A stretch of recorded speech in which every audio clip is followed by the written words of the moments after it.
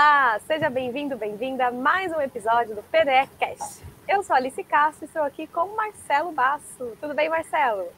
Olá, Alice, tudo bem? Tudo certinho contigo? Tudo bem. Que bom. Marcelo, hoje a gente vai falar de um tema que assola muitos consultores, que é como identificar o que o cliente quer e o que o cliente precisa, porque nem sempre o que ele quer, ele precisa, e nem sempre o que ele precisa, ele quer. E aí, Marcelo, em que situação, quando o cliente chega, né, seja por indicação ou uma captação mais direta que a gente faz, e ele fala, beleza, vamos conversar, ou precisamos conversar, ou vem aqui, vamos tomar um café. Como é que a gente conduz, né? Como é que você faz para que a gente possa entender o que esse cliente está precisando e como que nós, como consultores, podemos auxiliá-los, né, a partir dessa necessidade? O que você sugere, Marcelo? Perfeito, Alice. Alice, primeira coisa, eu acho que a gente já comentou anteriormente, que é a questão da honestidade. Então, o consultor, quando ele vai, né, iniciar o seu atendimento de consultoria, o consultor ele tem que vir com os seus sentidos aflorados, né? Ele tem que estar com a sua sensibilidade, de certa forma, aguçada para justamente escutar o seu cliente.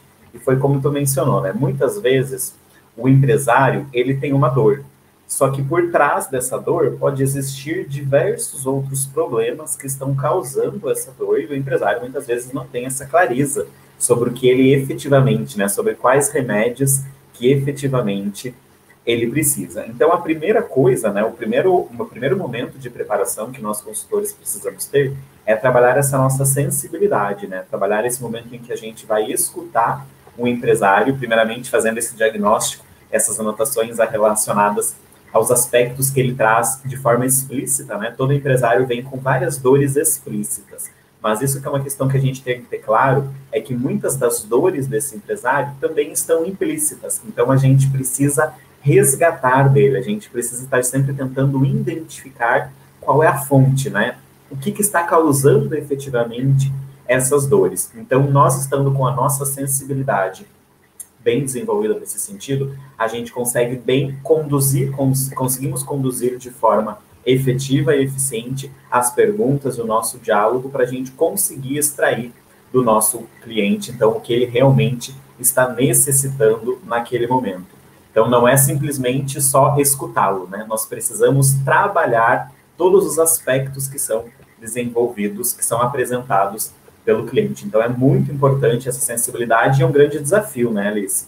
É exatamente nós estarmos preparados. E a grande dúvida que vem, né, Alice? Ok, Marcelo, entendi, Marcelo, Alice, entendi que eu tenho que estar, né, prestando atenção a todos os sinais.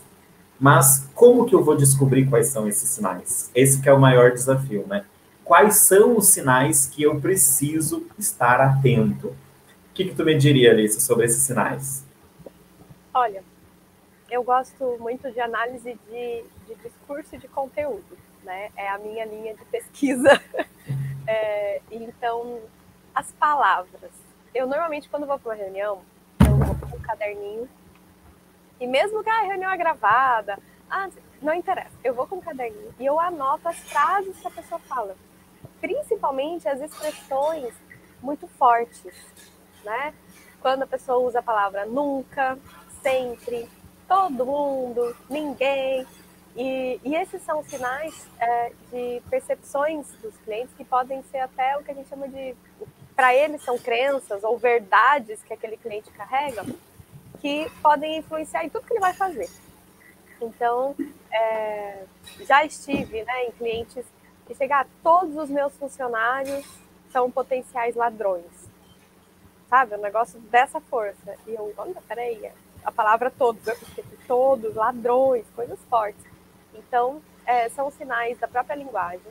Outro sinal que no presencial é muito forte é o clima, a energia do ambiente.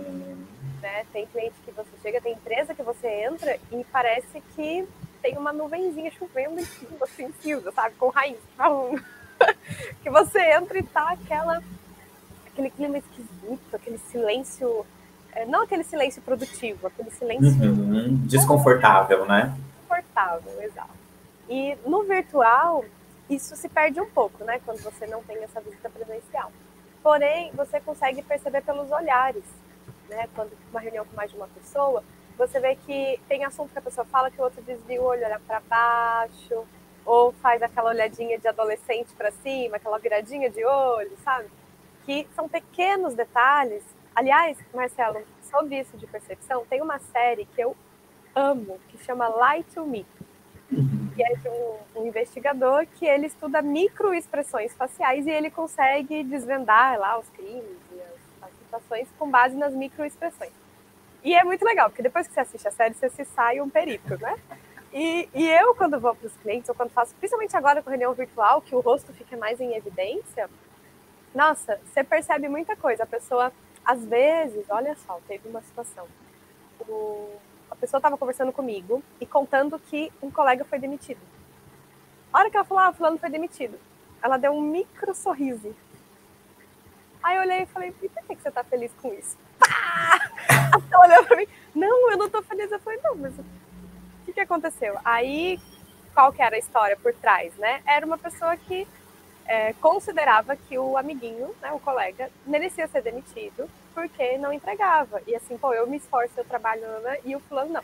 Mas percebe que a pessoa quis dar uma notícia como se fosse triste, mas deu aquele sorrisinho no cantinho da boca.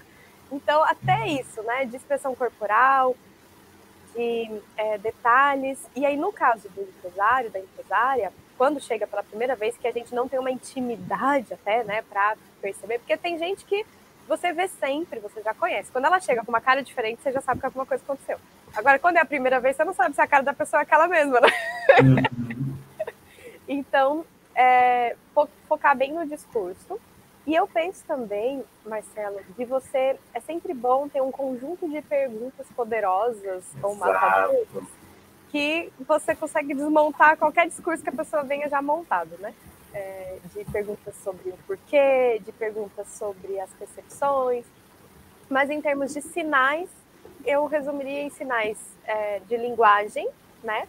Sempre, nunca, todos, ninguém, sempre foi assim, eu já tentei de tudo. Qualquer palavra muito geral, dá para dissecar desconfie.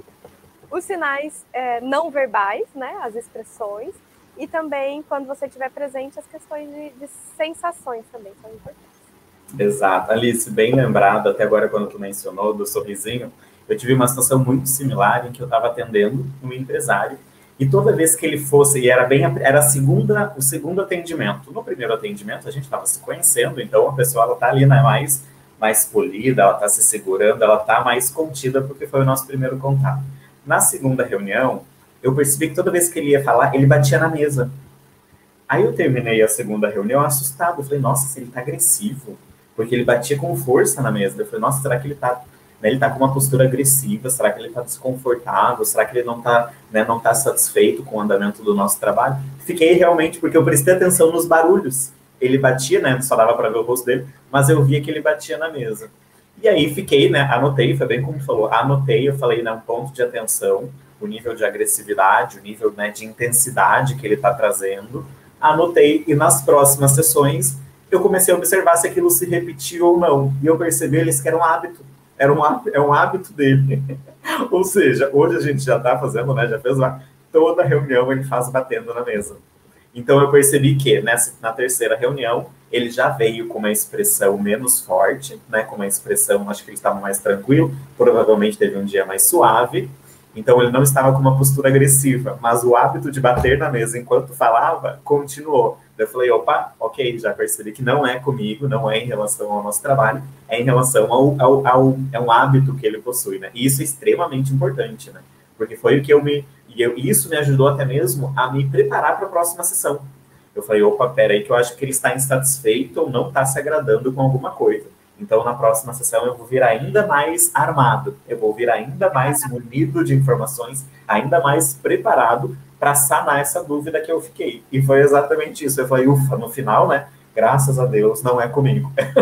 É um hábito. Então, é muito importante porque esses pequenos gestos dizem muito, né, Alice? Muito sobre a qualidade do serviço que a gente está realizando, sobre a percepção que o cliente está tendo sobre o nosso trabalho. Então, é muito bacana essas questões de ações. E outra questão, né, Alice, como tu mencionou, é estar preparado, né? É ter essas perguntas. essas perguntas para entender o comportamento do nosso cliente, mas perguntas também muito focadas nas áreas do negócio dele, né? Aí a gente precisa fazer um estudo prévio de qual é o negócio do cliente, qual é a estrutura, a complexidade do negócio do cliente, né? Quantos funcionários essa pessoa possui, quantos departamentos ela possui em média dentro da sua empresa. Então é muito importante que a gente finalize a primeira reunião com essas perguntas sanadas, com essas perguntas, com as todas respondidas, para a gente ter mais clareza sobre, né, o caminho que a gente vai trilhar. Então, ter esse briefing, né, ter essa série de perguntas para a gente desmistificar e clarificar o negócio do cliente é extremamente importante, que é o que a gente chama de briefing, né, propriamente dito, que é aquela série de perguntinhas, aquela entrevista que a gente tem que fazer e que são perguntinhas obrigatórias que eu preciso finalizar aquela reunião com todas aquelas respostas, para no final da reunião eu saber exatamente como é o meu cliente, como é a empresa do meu cliente e quais são as reais dores. É nesse momento, respondendo essas perguntinhas básicas e prévias, que a gente consegue entender efetivamente qual é a dor dele. Se realmente aquela dor que ele possui é a dor, é o problema se aquele problema que ele está trazendo realmente é a raiz, né, daquilo que está causando desconforto ou que está impedindo que ele alcance o resultado que ele precisa. Então, estar preparado nesse sentido, né, ter ali o seu briefing. Não existe, né, Alice, um briefing padrão, um briefing pronto. Muita gente pergunta, né, mas existe um briefing pronto? Né, existe uma regra? Não, não existe uma regra. Mas você, como consultor, conhecendo as suas expertises, conhecendo as suas habilidades, conhecendo o campo, né, tendo o conhecimento e a segurança no campo que você vai atuar, você vai desenvolver o seu próprio briefing. E esse briefing é importante, Alice, né, até mesmo para identificar se aquele cliente não é o cliente que você está preparado para atender. Então, é nesta conversa que você precisa justamente identificar: será que eu estou preparado para atender esse cliente? Será que as demandas deles, será que o meu conhecimento, as minhas habilidades são suficientes para atender as demandas desse cliente? Aí tem o link com a honestidade que a gente trouxe, né? É nessa primeira reunião que a gente precisa extrair tudo isso para não postergar um trabalho que muitas vezes a gente não consegue dar continuidade. Então, esse primeiro momento ele é crucial para a gente conseguir entender o que o nosso cliente precisa e entender também até onde nós conseguimos seguir com o cliente para sanar todos os problemas que ele apresenta, né? Então, é muito importante essa questão do briefing, né? Desse momento preparatório que a gente faz para conseguir extrair todas essas informações.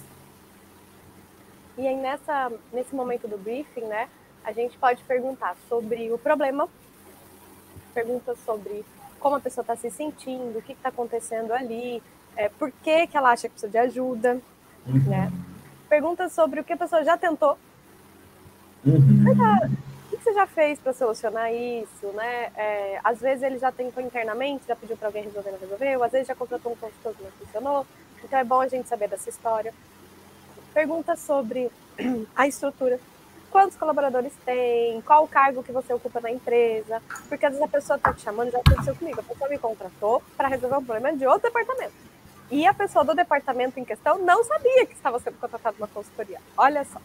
E aí eu falei, olha, para eu poder fazer uma proposta, seria interessante eu falar com a pessoa ali, no caso, que está vivendo a situação, porque é complicado, né? Dentro de uma visão de um terceiro, a gente propor e aí chegar lá não é nada daquilo, né? Ou a pessoa não quer a sua presença ali, e aí já vem uma coisa toda atravessada, né? Então, perguntar sobre o processo, sobre a estrutura, entender um pouquinho sobre a gestão. Então, nesse briefing é legal ter perguntas gerais.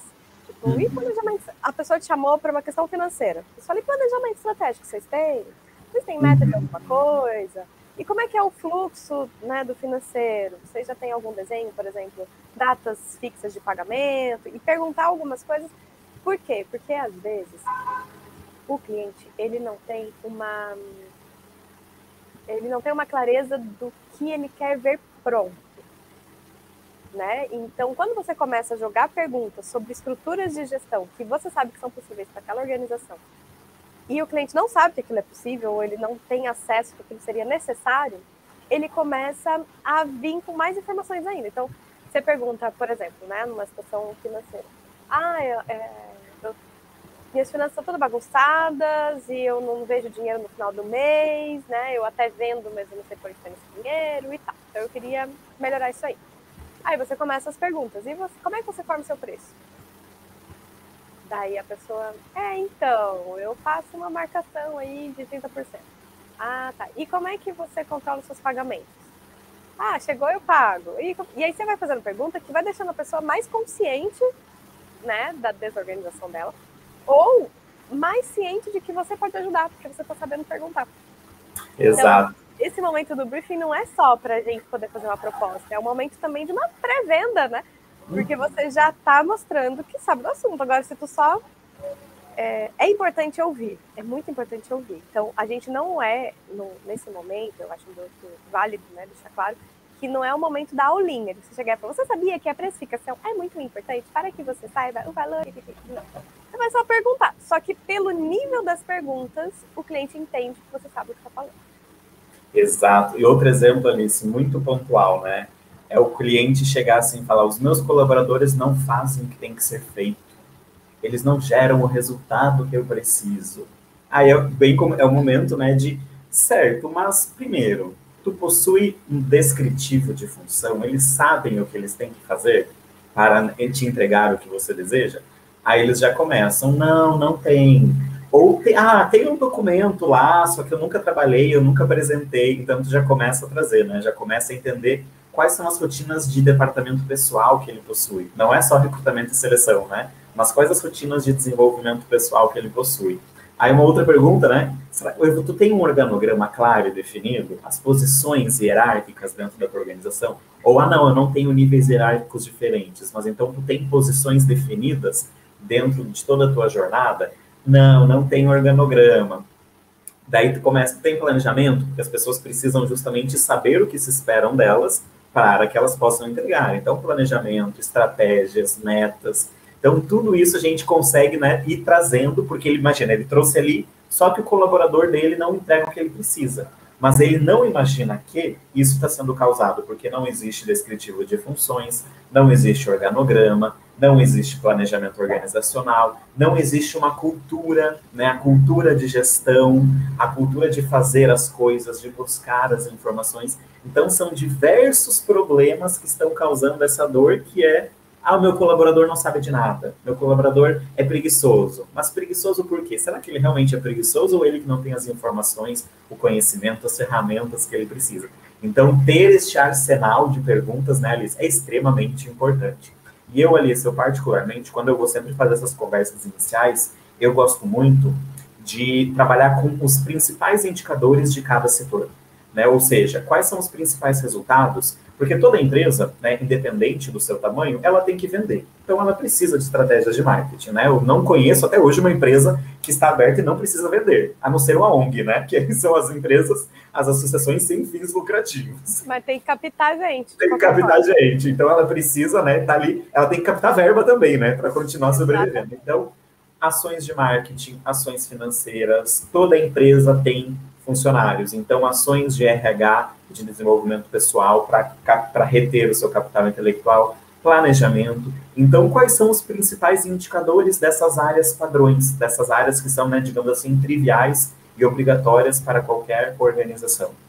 Então, pegar esses indicadores e trabalhar em cima, em fazer as perguntas em cima desses indicadores. Não adianta a gente apresentar o indicador para o cliente e falar, você tem esse indicador? Não, ele não vai entender também.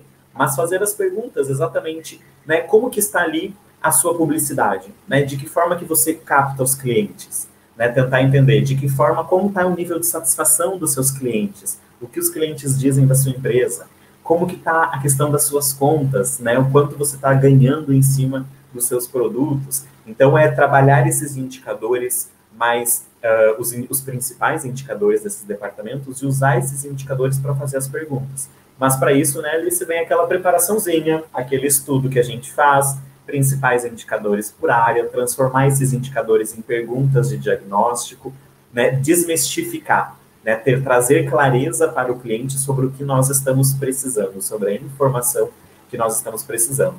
Não necessariamente eu vou ser um expert em desenvolvimento pessoal, não necessariamente vou ser um expert em finanças, mas nós estamos falando de indicadores básicos de cada área. Eu não preciso abordar, né, digamos, na área financeira, balanço patrimonial, DRE, o demonstrativo do resultado do exercício. Não, eu não preciso entrar nestes indicadores, mas eu preciso justamente entender qual é o faturamento da empresa, como está o seu faturamento, como está o seu lucro líquido, o seu resultado no final do mês. Então, são indicadores que qualquer administrador, qualquer consultor que tenha um conhecimento na área de gestão, ele consegue facilmente trabalhar com o seu cliente. E aí, como a gente mencionou, entender, será que esse cliente, eu tenho competências para atender esse cliente? E aí a gente consegue, né, descobrir o que o nosso cliente efetivamente precisa e qual vai ser a jornada, né? No final, ele quer o seu colaborador realizando o que tem que ser realizado, entregando os resultados. Mas aí, a partir dessa reunião, a gente vai dizer para ele o que será trabalhado semana após semana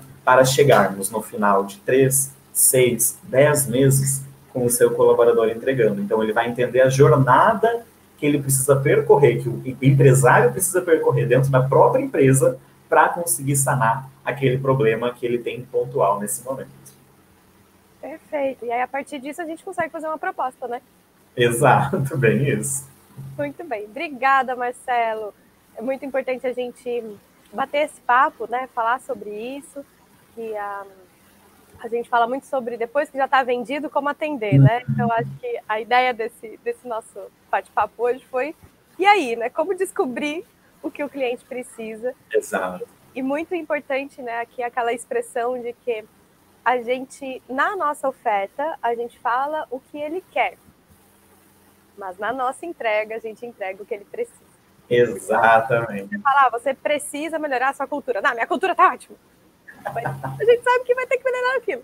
Então, a gente vai trabalhando, né, a partir das ferramentas com o que ele efetivamente precisa, mesmo que na conversa a gente faça essa adaptação para que fique, né, atenda a expectativa dele do que ele quer.